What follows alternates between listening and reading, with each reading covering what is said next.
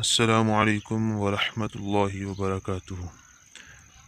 جی ہاں دوستو، قربانی کے مسائل پر بات کر رہے تھے۔ آج قربانی کے جانوروں کی عمر کے بارے میں آپ حضرات سے بات کرنی ہے۔ بکرا 1 سال کا ہو پورا، گائے 2 سال کی ہو پوری، اور بھینس وہ بھی اسی طرح 2 سال کی پوری ہو، اور اس کے ساتھ اونٹ 5 سال کم از کم عمر ہو، تب ان کی قربانی جائز ہے۔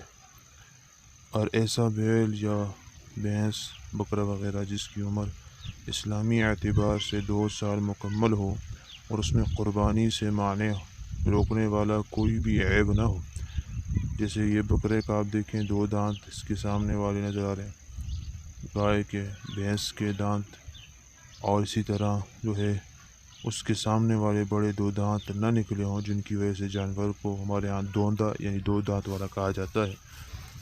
تو کیونکہ شریعت کے اندر قربانی کے جانوروں کی عمر کا پورا ہونا ضروری ہے، دانتوں کا نکلنا ضروری نہیں ہے، تو اس چیز کی قربانی جائز ہے۔